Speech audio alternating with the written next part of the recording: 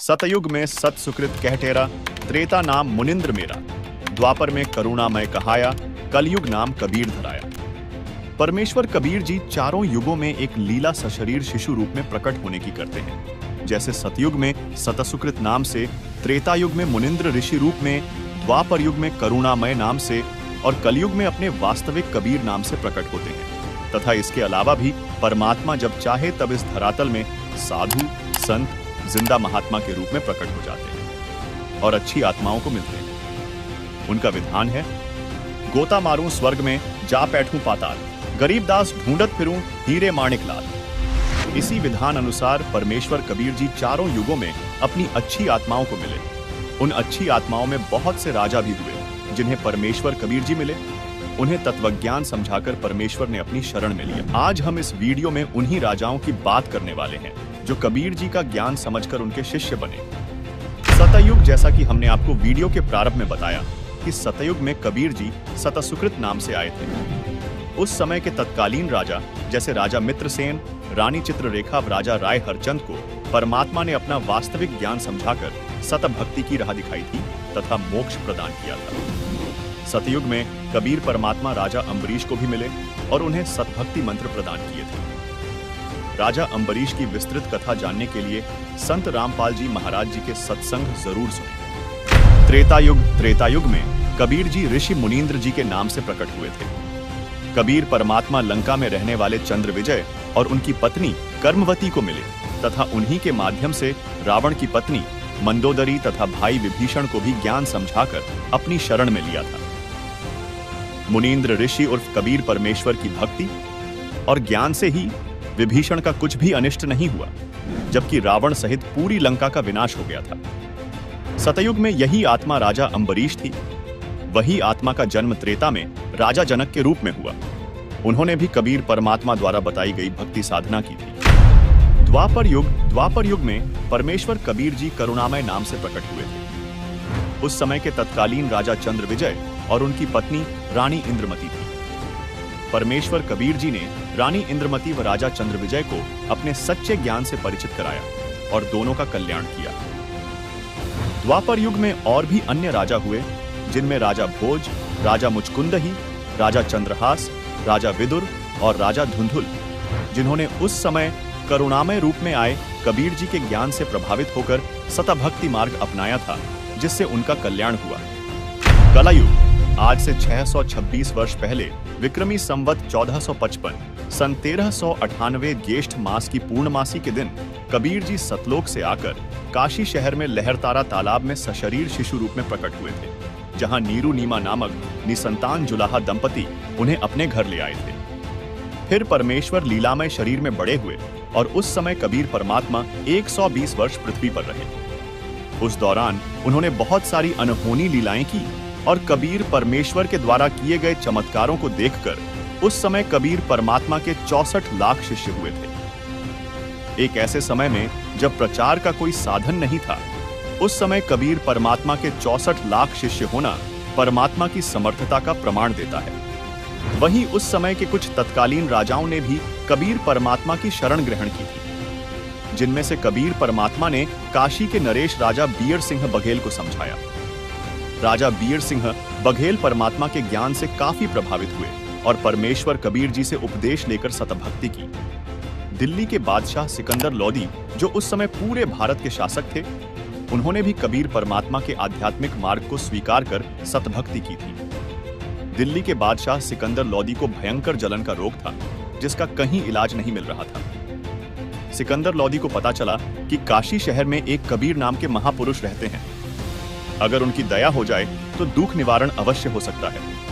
और जब सिकंदर लोदी कबीर परमात्मा से मिले, तब कबीर परमात्मा ने अपना आशीर्वाद भरा हाथ सिकंदर लोदी के सिर पर रखा और उसी समय सिकंदर लोदी का असाध्य जलन का रोग समाप्त हो गया।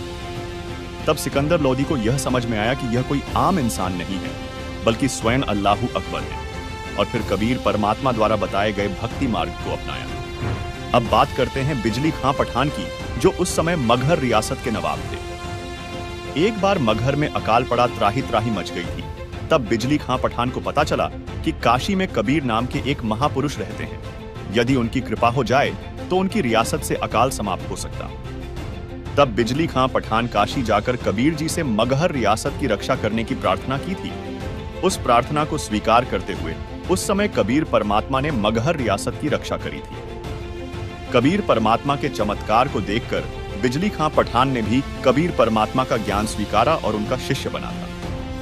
इसके अलावा भी कबीर परमात्मा कलयुग में जब चाहे इस पृथ्वी में जीवों के उद्धार के लिए प्रकट होते रहते हैं। उस दौरान भी कबीर परमात्मा इसी तरह अनेक राजाओं को मिले।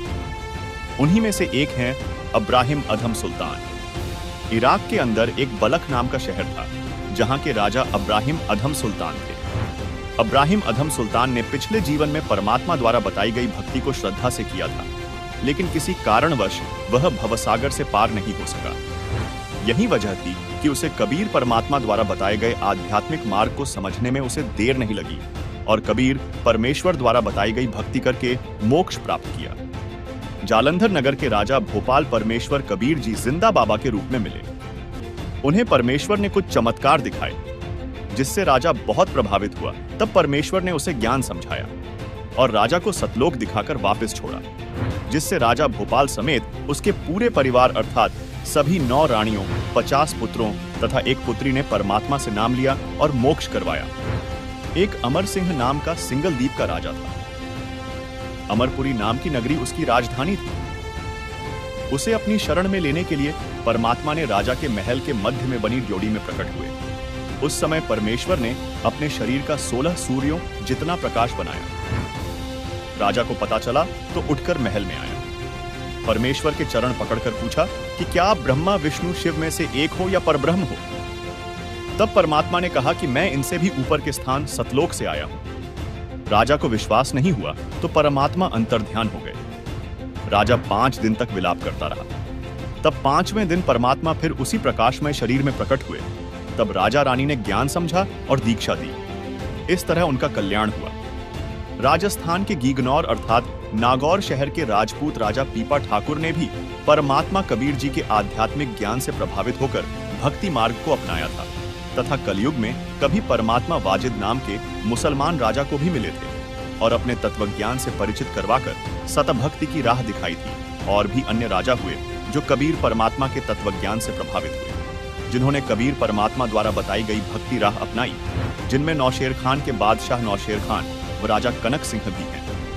तो दोस्तों, आज आपको पता लग गया होगा कि पूर्ण परमात्मा कबीर साहिब जी कैसे हर युग में अपनी पुण्य आत्माओं को मिलते हैं और अपना तत्वज्ञान समझाते हैं। परमात्मा कबीर साहिब जी हमारे पिता हैं, जो हर युग में प्रकट होकर हमें भक्ति की राह दिखाते हैं ताकि हम वापस उस सुखदायी लोक सतलोक में जा सकें। अतः हमारा आपसे निवेदन है कि वर्तमान में कबीर परमेश्वर जी के अवतार स्वरूप संत रामपाल जी महाराज आए हुए हैं और जो ज्ञान परमेश्वर कबीर जी ने 627 वर्ष पूर्व स्वयं प्रकट होकर दिया करते थे, आज वही ज्ञान संत रामपाल जी महाराज बता रहे हैं। परमात्मा चाहने वाली आत्माएं इस ज्ञान को स्वीकार करें तो समय रहते आप संत रामपाल जी महाराज को पहचानो और उनके द्वारा बताई गई भक्ति साधना करके अपना मोक्ष करवाओ। कबीर परमेश्वर जी ने कहा है, रात गवाई सोए के, दिवस गवाया खाए, हीरा जन्म अनमोल था, कौड़ी बदले जाए। कबीर मानुष जन्म दुर्लभ है, मिले न बारंबार, तरुवर से पत्ता टूट गिरे, बहुर न लगता डार। अधिक जानकारी के लिए आप संत रामपाल जी महाराज के मंगल प्रवचन प्रतिदिन संत रामपाल जी महाराज YouTube चैनल पर अवश्य देखें। धन्यवाद।